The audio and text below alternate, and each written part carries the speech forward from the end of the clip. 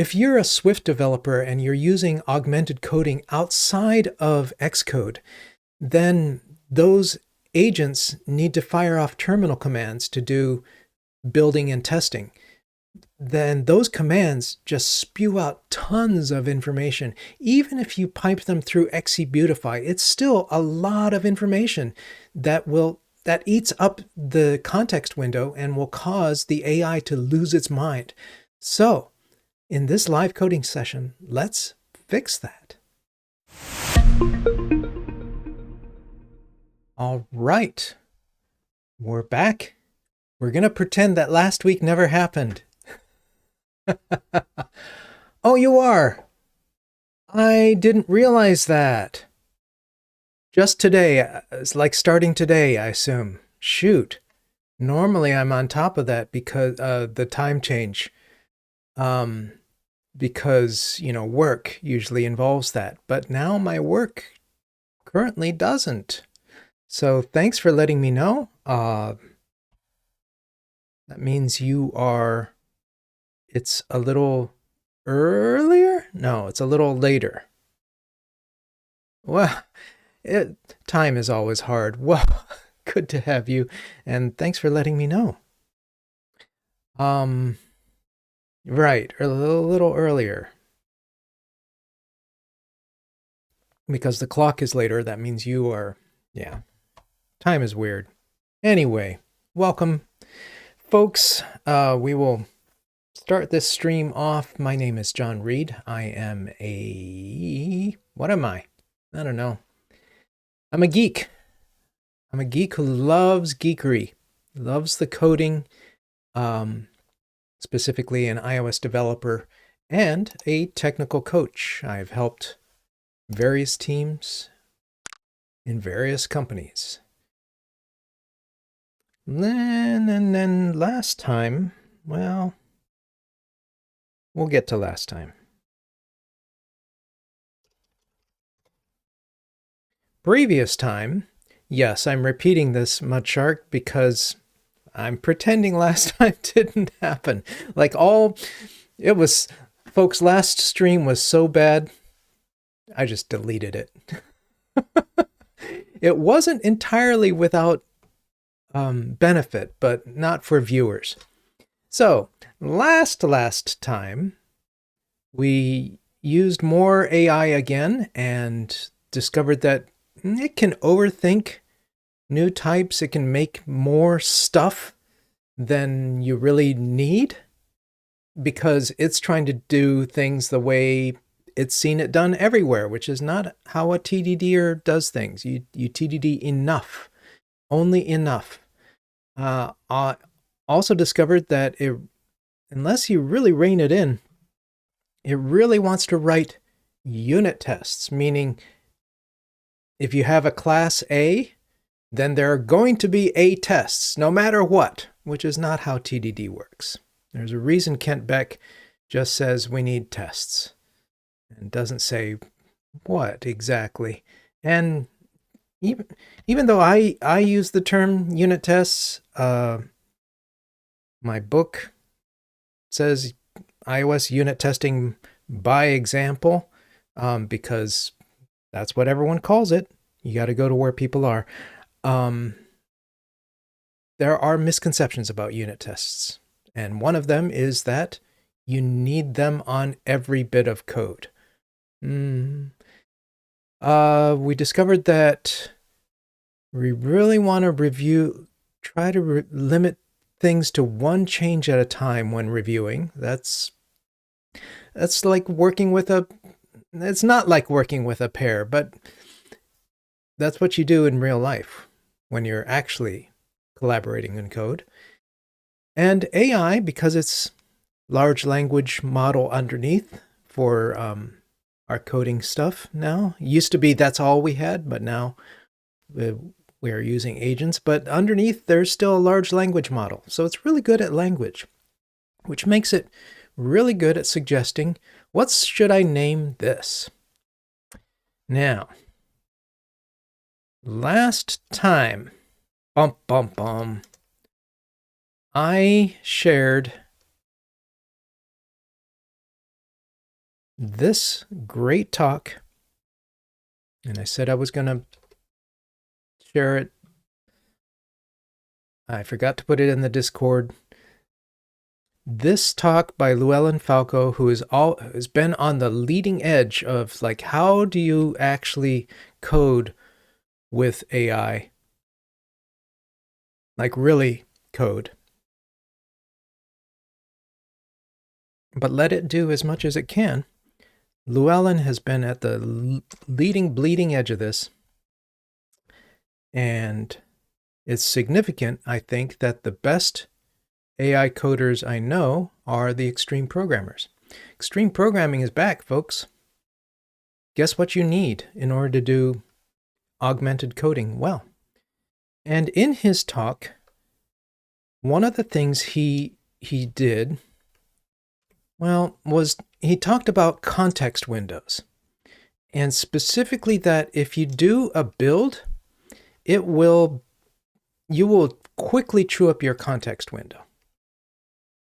Let's look at how this works here. So if I take,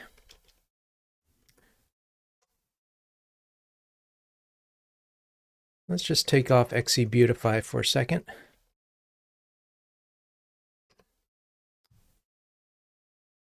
If I take my normal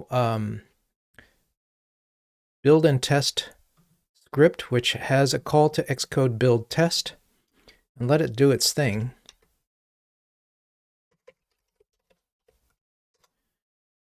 you're going to see, and this is with it already built. So normally it would go through and like show a whole bunch of like building this, building that, and every command to build each file, it's huge.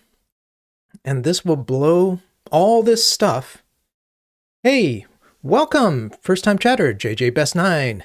I'm an iOS developer, but what we're doing right now is trying to apply lessons from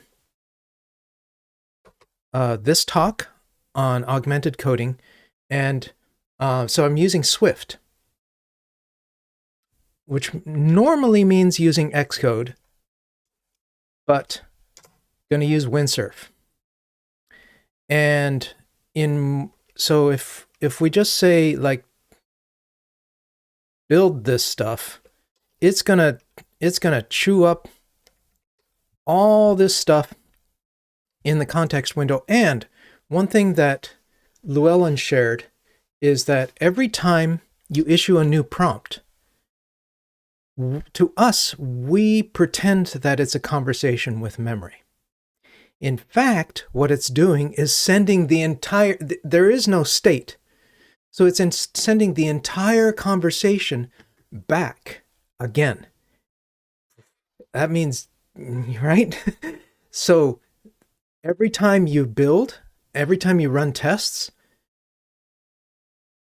all this, and again, this is shorter than it would be normally, gets sent. Now, we can make this a little better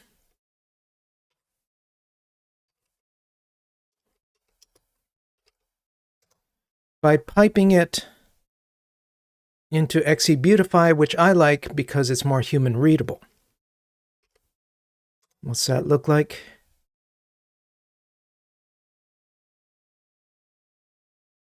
So I don't have a Discord.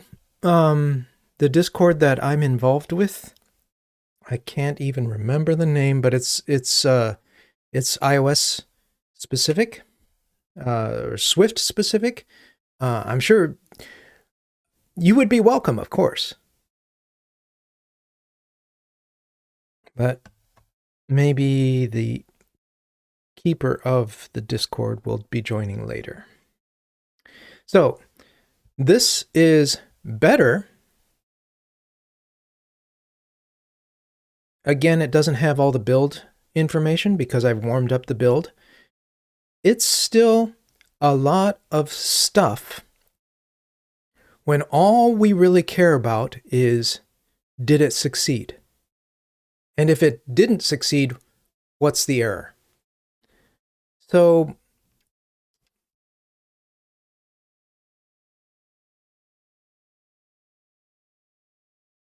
I would like just to call you on Discord because I'm better talking, not typing. I really want to learn coding. I may shoot you a note later. We'll, not now, right now, okay? So. Enter this,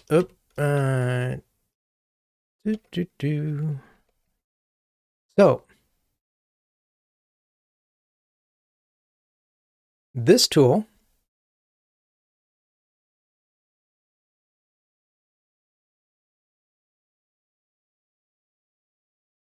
I was all excited about because I'm using it at work and it's working great for me at work.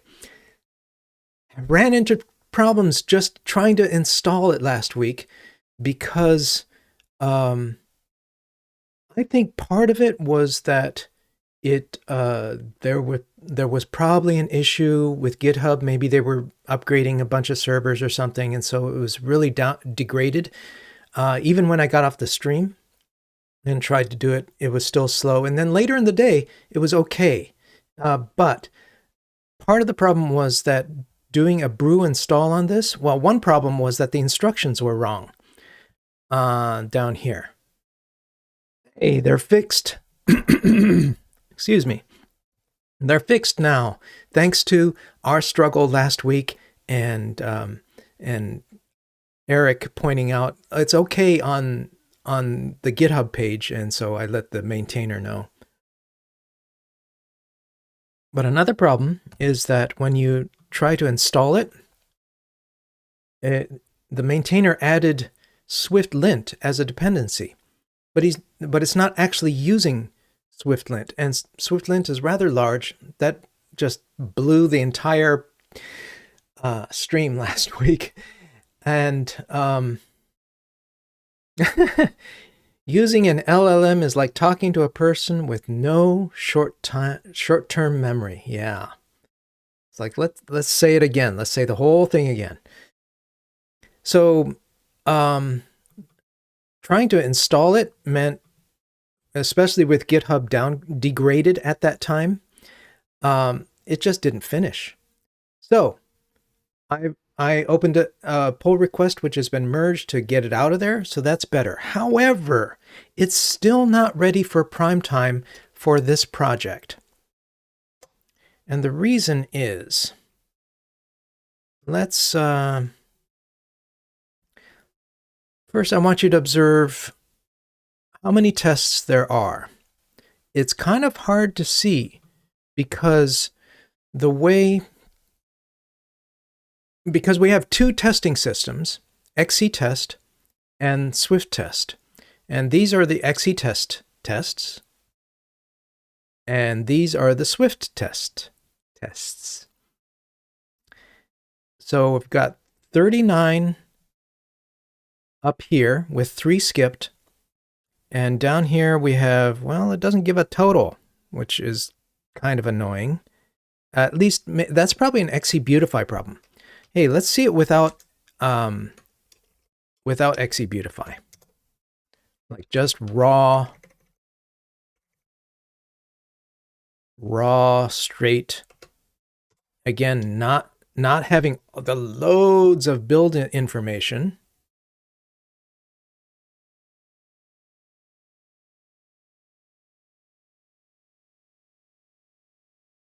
It's oddly slow at the end to conclude, even though it's done.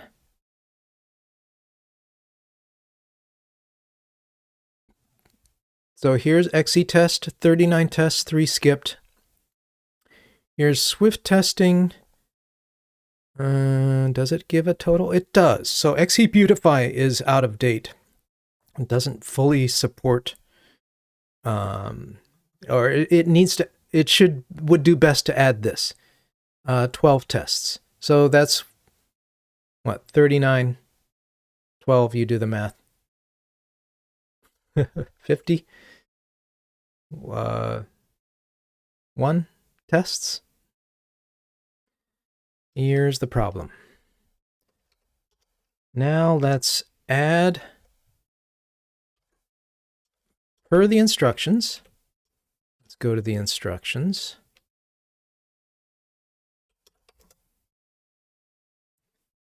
So what we want to do is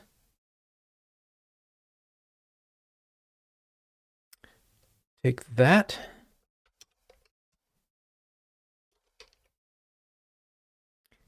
So this pipes, this takes both standard output and standard error and pipes it all through the pipe instead of letting standard error slip through into xesift.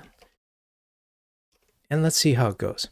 Like I said, this has been working great for me at work for the most part. First thing to observe is that it is, don't worry about what we're coding right now. It's a project. I'm trying to improve my use of AI tools. So, nice thing is you see how much shorter this is, and it's formatted in JSON, which is very easy for these language-based tools to use.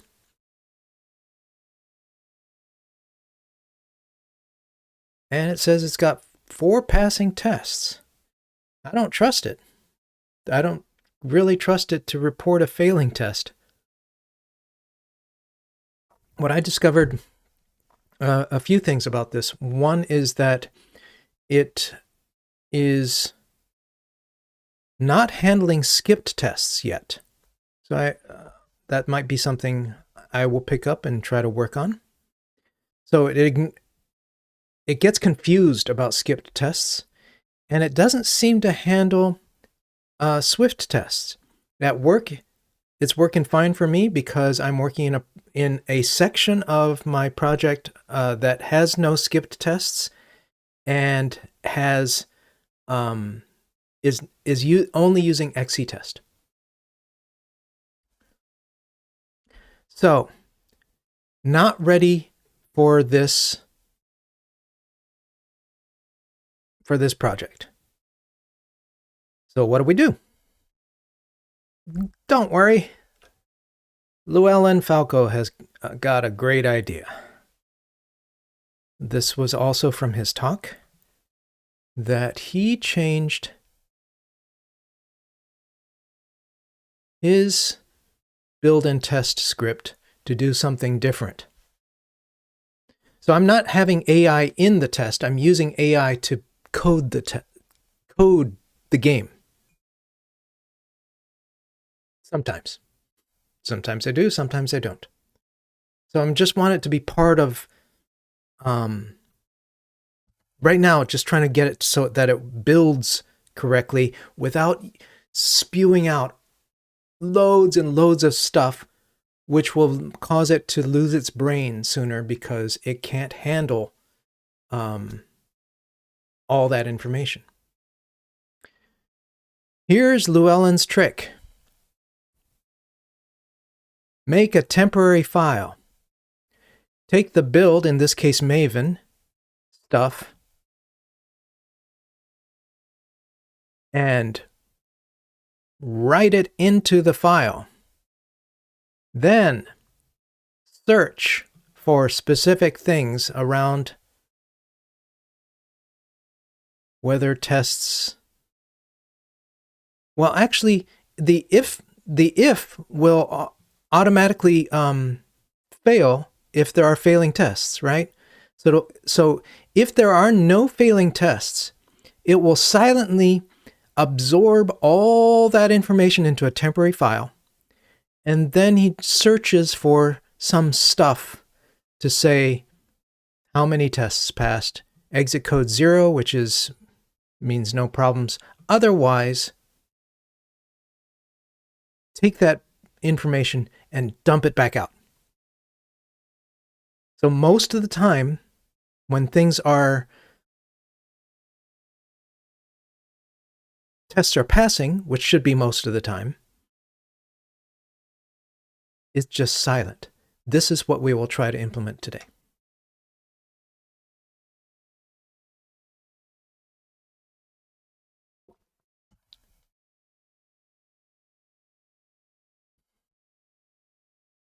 All right. Let me reset. The other thing that I want to do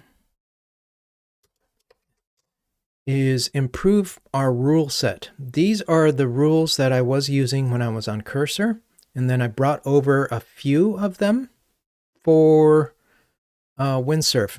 I note that I really haven't gone back to these. So I think we ought to delete them.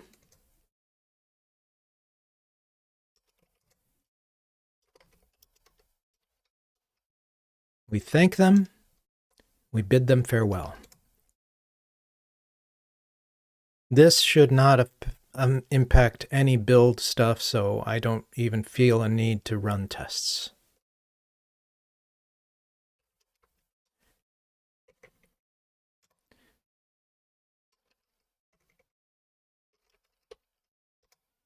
And why isn't it letting me?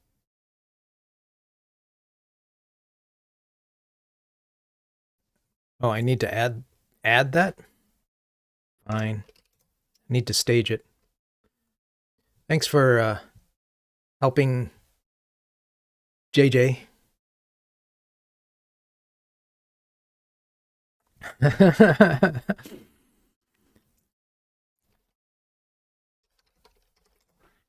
Okay, so we are doing an environment change, non-code change, remove cursor games, rules. I can show you the game. Excuse me.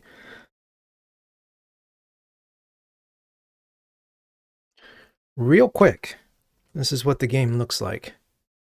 It's Mastermind, where there is a set of colors, 4 colors arranged in a secret code. Your job is to guess the code, and it will give you some feedback. So if we say, I think it's I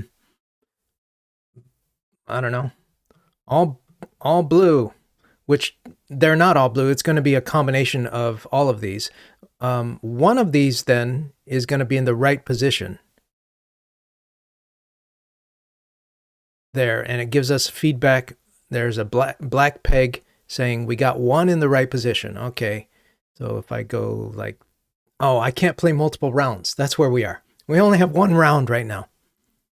But that's the game.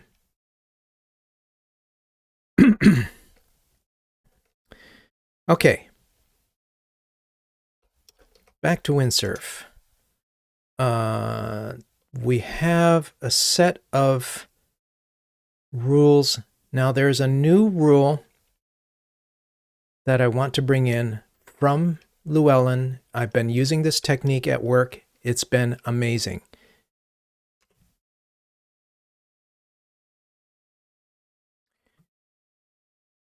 And let's bring in the agent rule.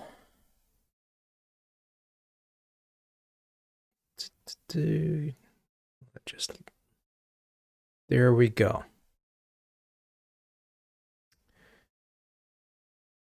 This is the foundation for a structure of augmented coding that Llewellyn calls process files. But it starts with this thing that is this set that is always on. I should probably refine these others, but we'll get there. Maybe eliminate them.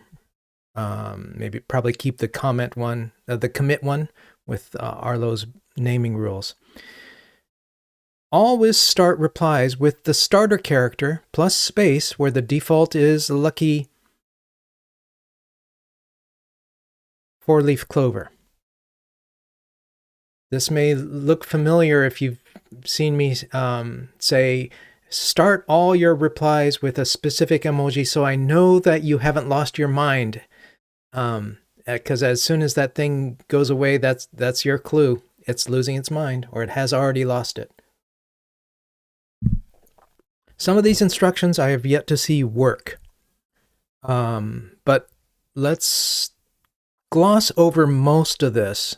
Maybe do a quick walkthrough. Oh,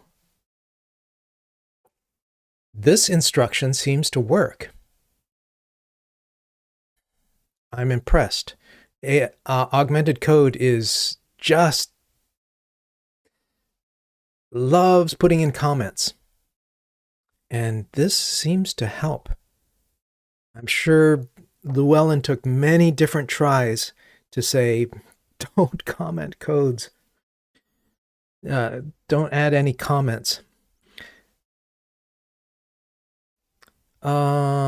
Is there anything I want to cover here?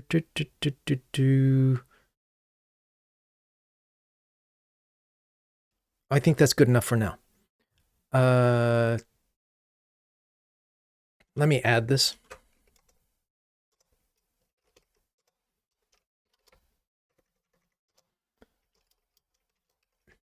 Add windsurf. Main agent rule.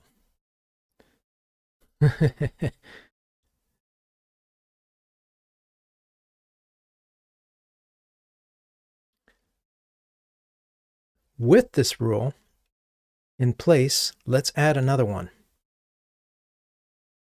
to help us write. Let's see. ADF.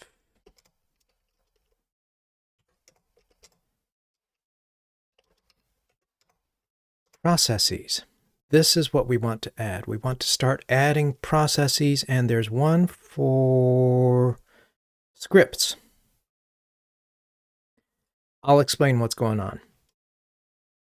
But let's copy bash scripts out to my desktop just as a handy place.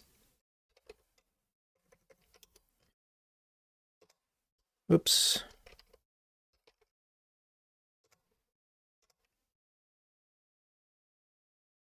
Windsurf processes. Now let's move desktop bash scripts in. What is this? A process, and this is Llewellyn's thing that he has discovered, particularly in collaboration with Lotta Kessler,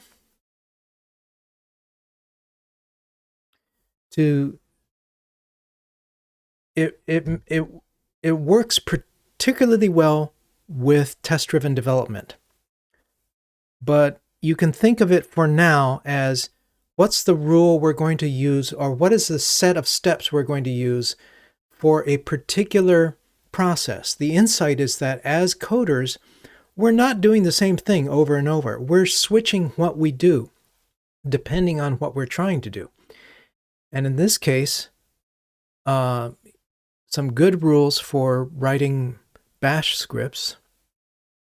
Is bash what's the default for Mac OS? I guess is Z shell these days, but it always has bash. The advantage of having bash, even sh, I don't think is the default anymore. I think you're old, Mud Shark. Yeah, Z shell now. Advantage of using bash is that it's more portable, which most of the time we don't need because we're going to be on a Mac. But sometimes we can like some scripts are you can run fine on Linux, in which case it's much faster to do it that way. So here's the thing. Notice this. It says the starter character is computer. Here it says always start replies with the starter character. So let's add this, and let's see. Keep scripts minimal. No comments. Do not check for installed commands if a failure will be obvious. Make the script executable. So let me check this in.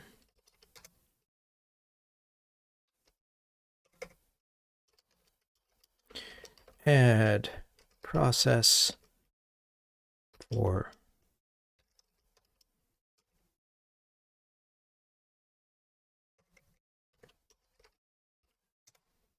I haven't been pushing, have I? I need to push all this.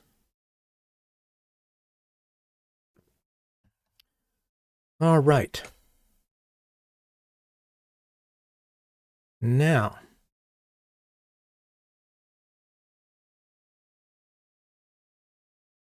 I'm going to turn off this script,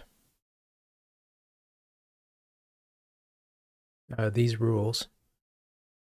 I'm even going to turn off these rules on no comments.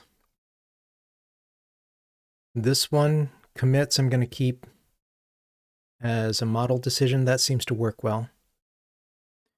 One of Llewellyn's insights is why not just use rules for everything? What is this process file? And the answer is it doesn't do a good make good choices about what we are doing. We need to tell it. We need to be in control.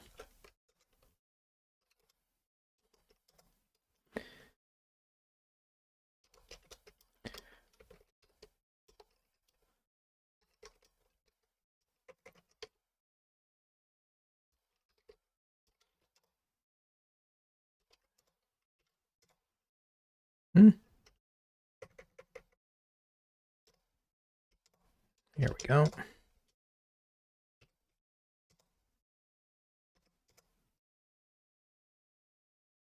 Okay. Now comes the fun. Let's start using this stuff.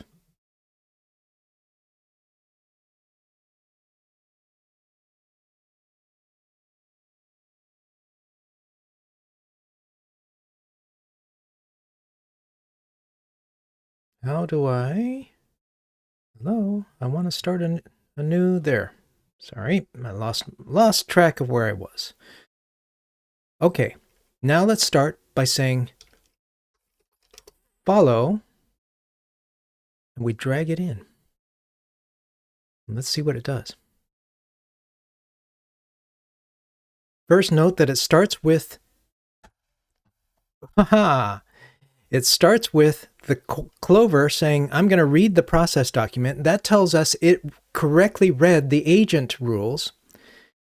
Having read the process document, it changed the starter emoji so that, now we have context. It's like a context clue for us humans that it's doing okay.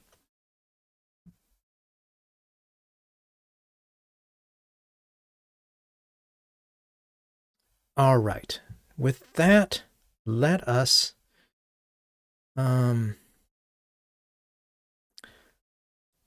use a trick to bring in an external file. One thing I about these agents and process files is I can't do this in my project at work because other people are using Windsurf and I can't be dictating what their workflow is going to be. So what I do is I keep these files in a separate folder and I drag them in and drag them around. Let's see, what did I want to do? So I want to copy Llewellyn's stuff here. So I'm going to drag it up here and say, yes, yes, sure. With that, I should be able to say, modify build and test.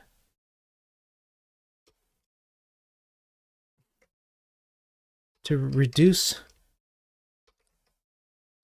output on success. Similar to,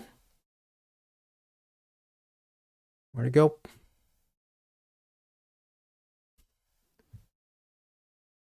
Did I lose it? Maybe I failed to lock it in. Similar to,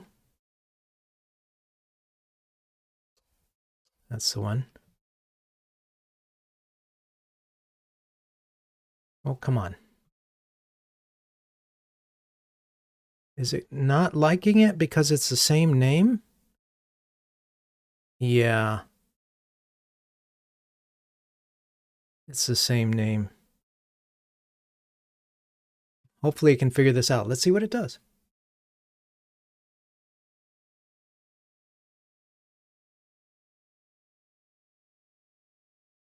So there is a global windsurf in the, there is such a thing, but it only has like one, you can only have one file. You can't have a set of them. Okay. Let's see what it did.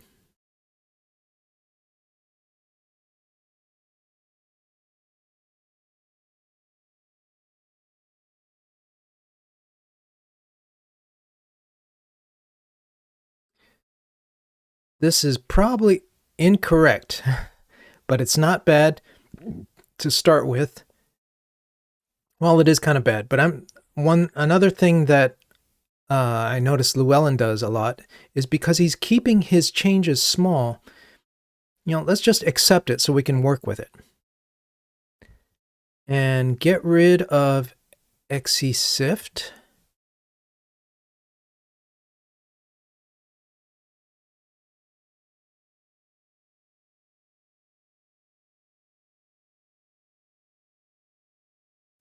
So on failure, this should work. Let's simulate this. I think passing is not going to be great because this is not the correct format. Let's comment that out. And comment that out and say echo. That's fine. That's Windsurf's nice autocomplete, basically. Oh, come on, I liked it.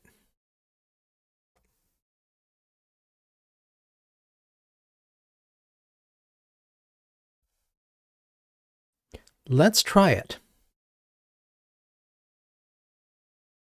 So this is hopefully in my build and test, yeah. Now let's see what happens. Run the script.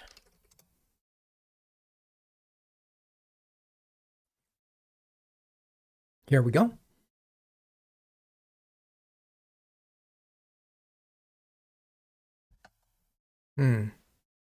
First off, what's all this?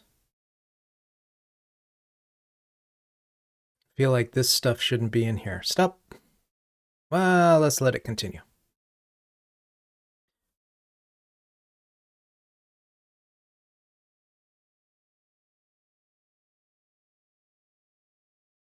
This is still noisy, isn't it?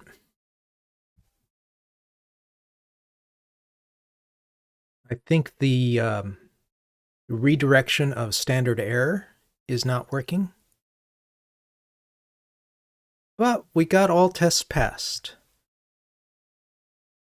So is this an improvement? I'm not ready to commit it yet. let's say it is still showing standard error, which I want redirected into temp output.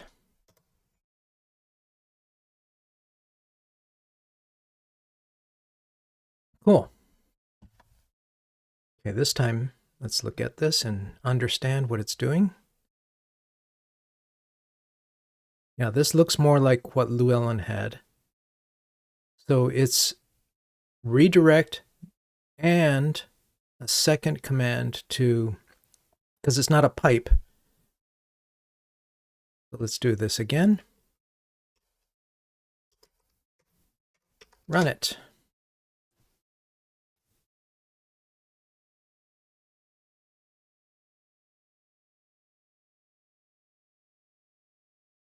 Unfortunately, a recent change in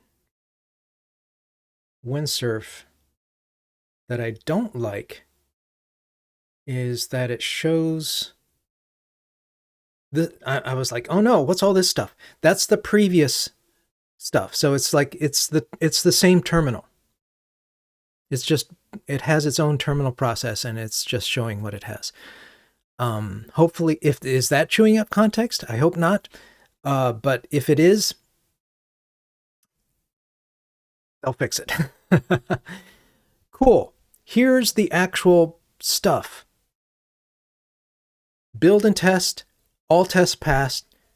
Now it's quiet. Now let's break something, right?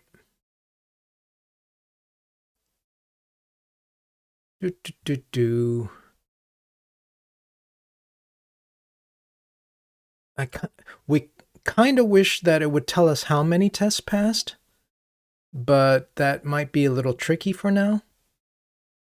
I'm going to remove this. Tricky because, especially because we have the two sections. We have xctest and Swift testing, and it'd be nice to combine those.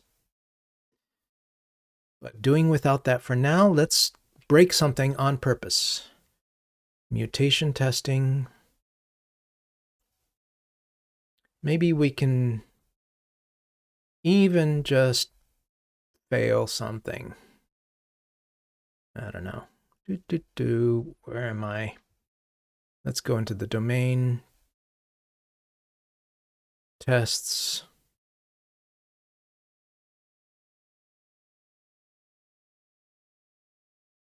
Here, let's just, I'm breaking something lazily by breaking the test, not breaking the production code.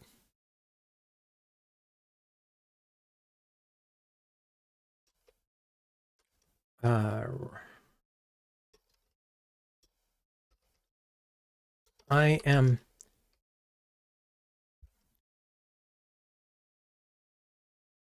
just to give it some context. I broke a test on purpose to test our script. Hey, Tooks. Run tests.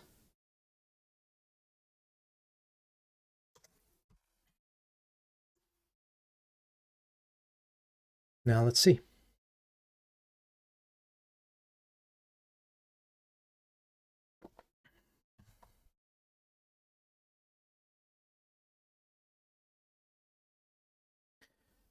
So we expect a test to fail, and when it does, I expect the entire output of, well, everything. There, at least it says build failed. And here's the full and complete output, which it can then mine for information. Let's see what it looks like. Those are the Swift tests. We go back up to yeah,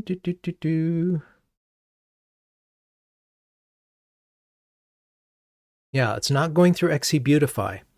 Maybe we do want it to go through xCodebuild. Maybe we don't.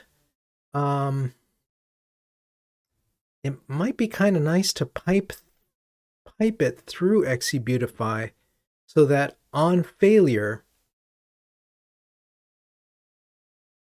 it's still using less of the context window. But this is a commit, ain't it? This is good, except I'm going to undo this.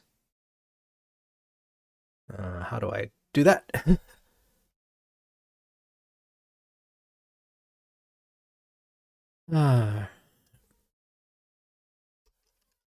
Again, to see if we're clean.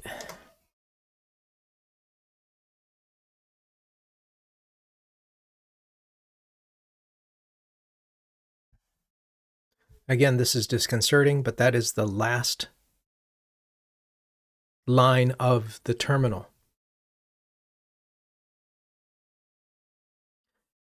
It looks like what Windsurf is done is kept a... They're just, it's like, here is the terminal. It's sort of a window into an existing terminal.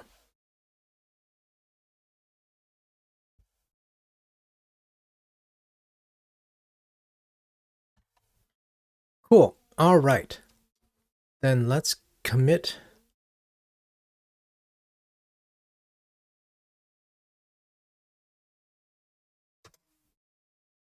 Let's see if it picks up the, look at this. I'll check the commit message rules and then commit the changes. And it read the Arlo Belshi rules. First, it's doing a get status to see what it has.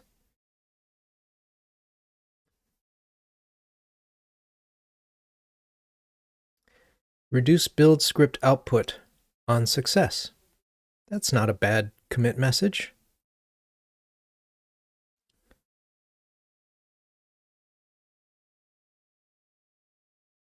And it used the notation of .e. It's pointing out, so that's nice. Oh, sorry, Tooks. I thought you were asking about Shark too. So I'm like, carry on. I'm not. Oh, so I'm no longer doing React Native. Wow, you remember way back. Yeah.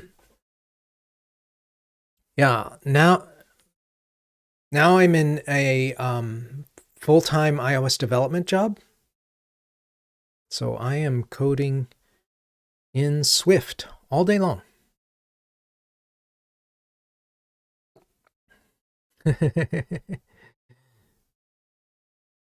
Cool.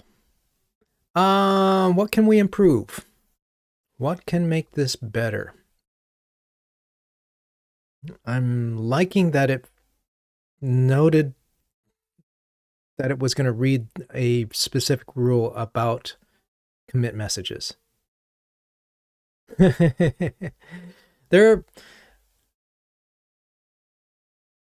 I don't miss React Native.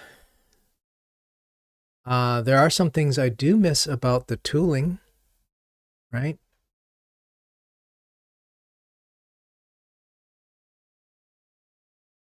Let's see here.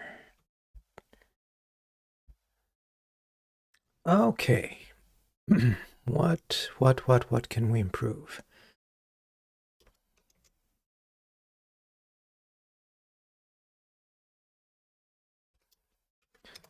So this is our script now.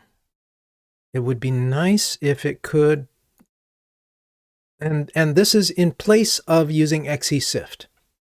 This is something anybody can do. It simply has an if statement to run the tests, to build and test. And if it's fine, you get all tests pass. Otherwise, build failed. Either way, it cleans up the temporary.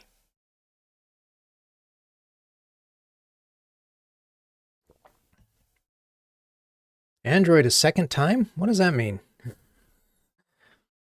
Isn't the whole point of React Native, I mean, that you code once for multiple platforms?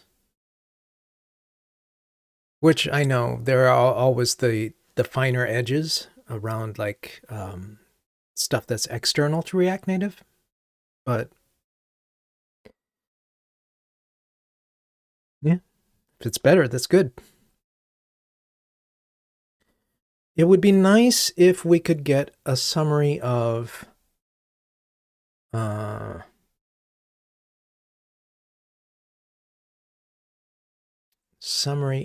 the test output. iOS native, first time Swift UI, Android native. Oh, so not using React Native. Interesting.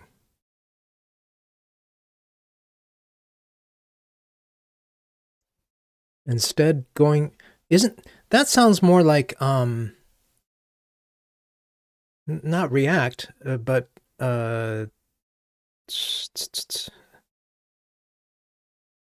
was it JetBrains that had a thing for coding in Kotlin multi-platform?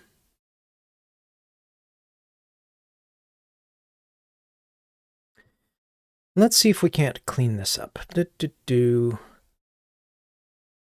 I'm going to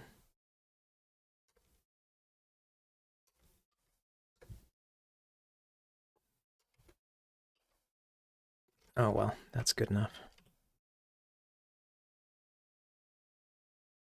Whoops. Why didn't it work? Oh, because it's not filling in the right information. Let's do it again.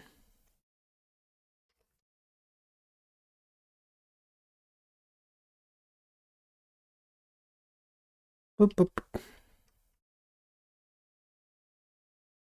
The scheme is mastermind.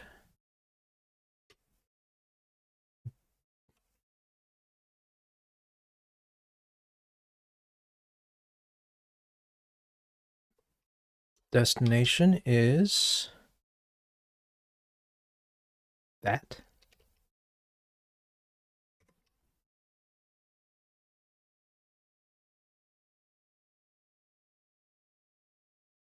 No kidding, they removed the JSON bridge?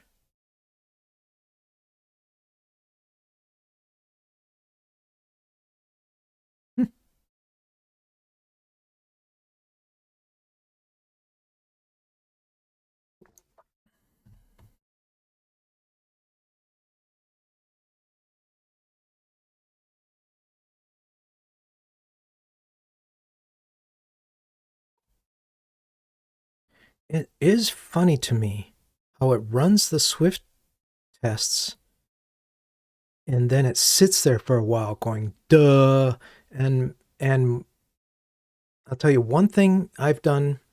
Next time we'll use process files for TDD and we'll see how that breaks down. But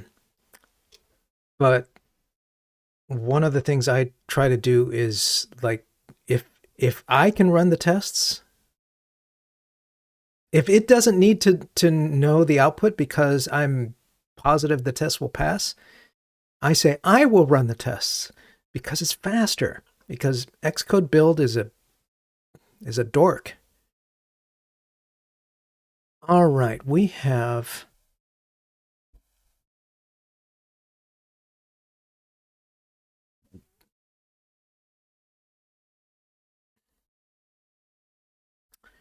this.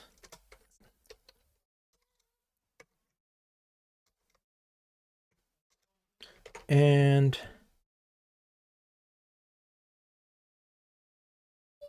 this. Sure would be nice to unify these.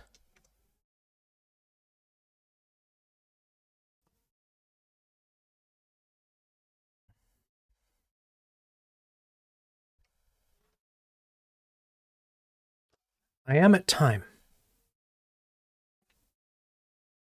But I kind of want to see if it can do this real quick.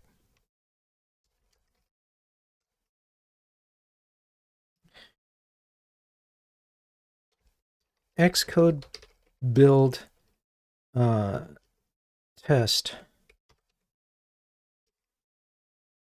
outputs two sections. One for xctest.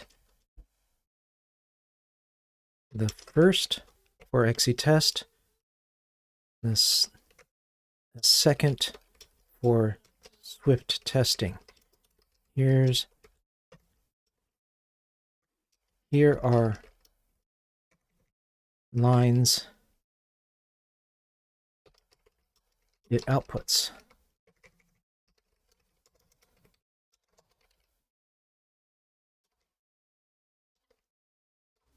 I would like to on success, on test success, I would like the script to report total number of passing tests. See what it does.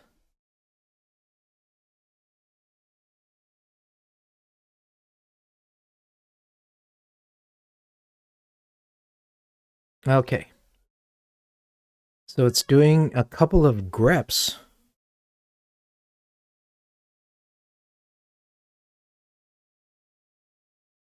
Let's accept it and run it.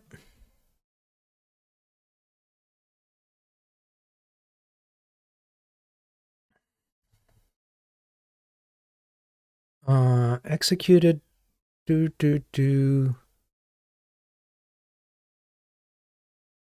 Test run. I feel like that could be a little more precise.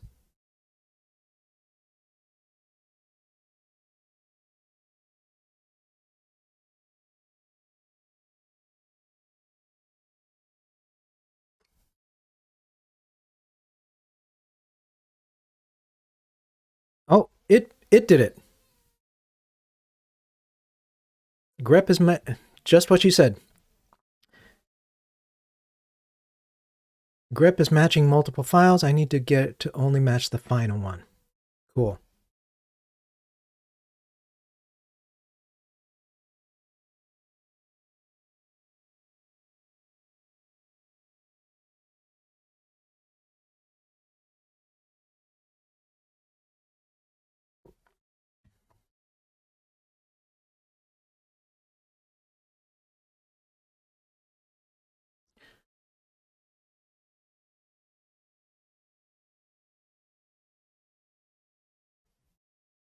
And what does it want to do? It wants to run xcodebuild, doing a grep.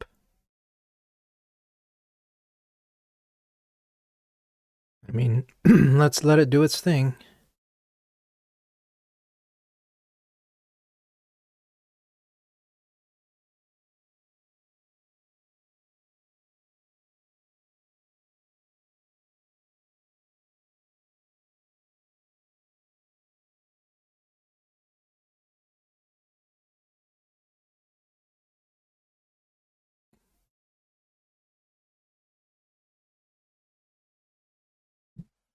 There we go. It added a tail. Oh, that's the wrong one. That's the wrong one.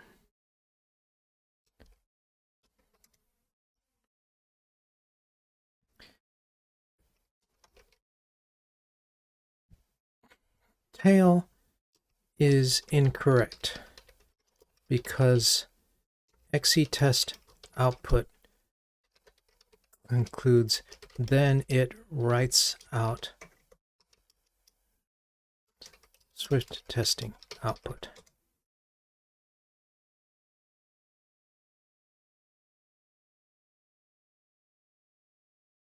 Well, let's see what it can do.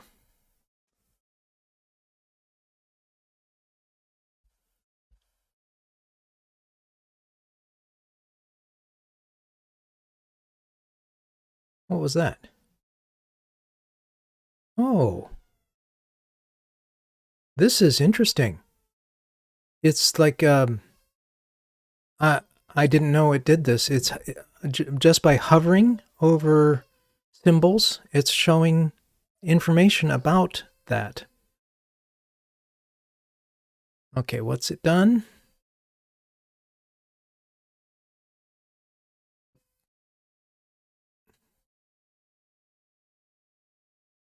not sure what it's doing.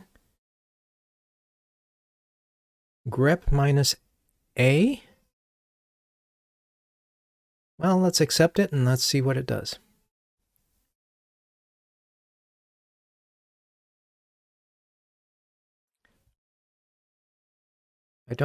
And then I don't know what these flags are.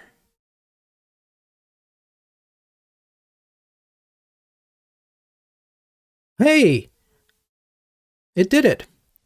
51 tests. 39 XE tests plus 12 Swift testing. That's nice. I kind of wish it would report all that. Yeah, what all are these?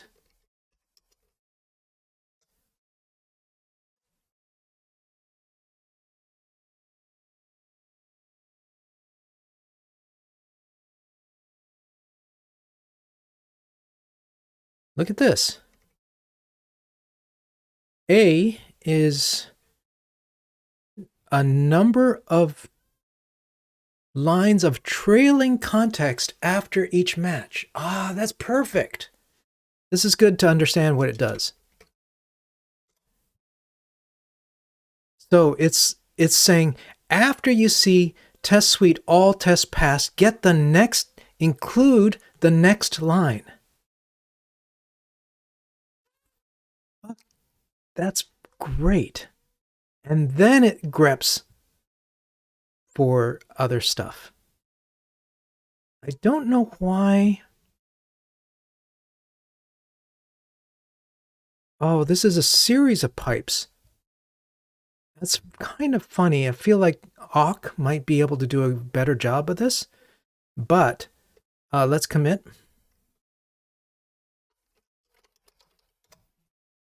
Commit and push.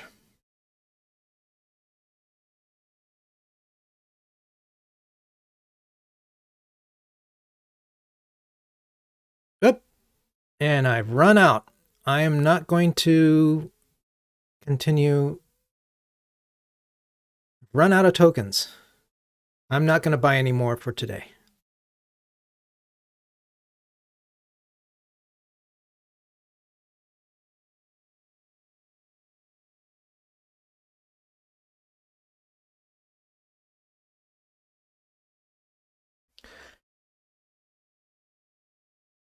Yes. Executed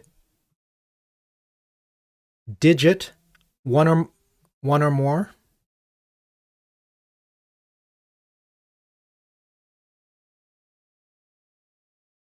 Don't know why it's doing this echo 0. I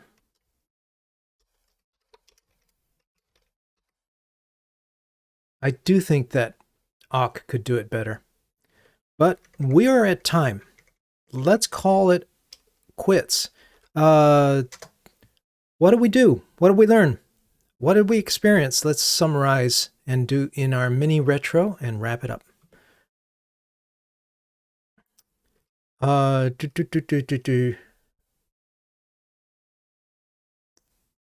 That's probably right, Mudshark. If nothing else, it's 0 or something like that. So we added the agent. I'm saying Llewellyn, but I'm really like crediting Lada also, because I know they work together on this a lot.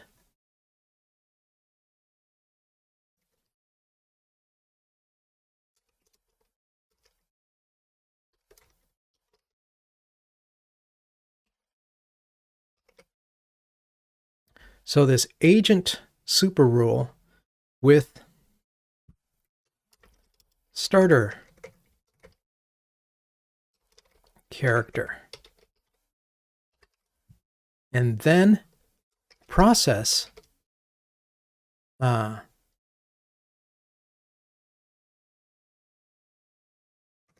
particular process file that sets the starter character.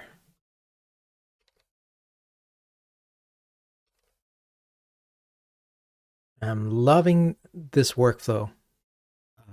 Next time we'll get into TDD.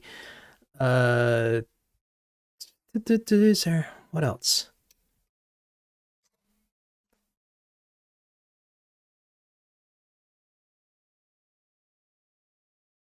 Next time, let's see if we can't do awk.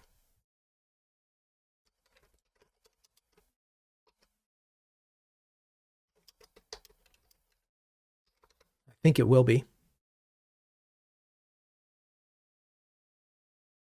What else?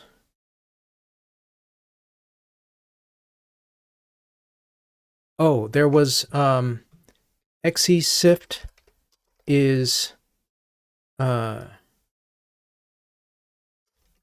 you know, it's evolutionary design. I don't fault the creator of xcsift at all. He's solving his own problem, released it.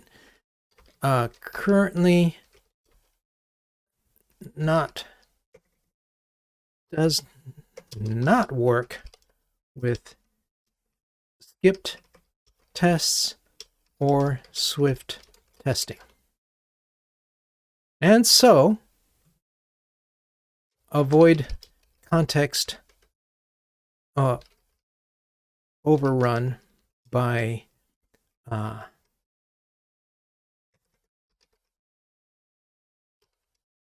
writing to temp file and analyzing it.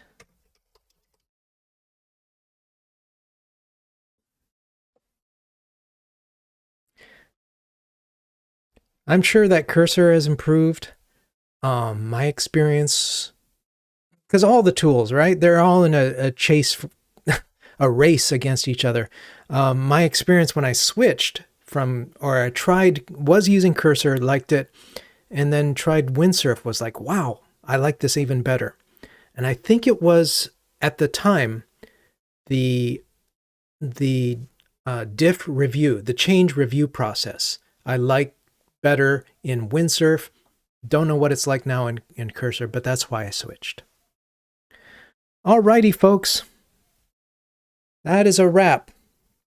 Thanks for joining today.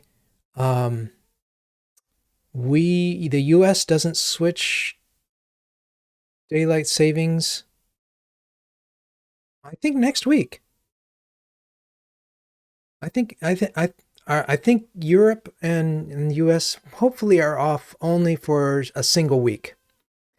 So expect that to resolve. In the meantime, thanks for joining. For folks who watched on Twitch, give me a follow and subscribe if you really like it. For folks who are watching on YouTube, you know what to do. Give it a like, give me a comment, ask a question. Definitely subscribe to my channel. This worked better this week, didn't it, Mudshark? This one I'll publish. So thanks for your patience last time. And that, you know, as much as I didn't enjoy last time and really had a lousy day, we are working to improve the tools. And xcsift will get better, just not yet. So we have our workaround, and I'm happy. All right, that's it. Take care, everyone. See you next week.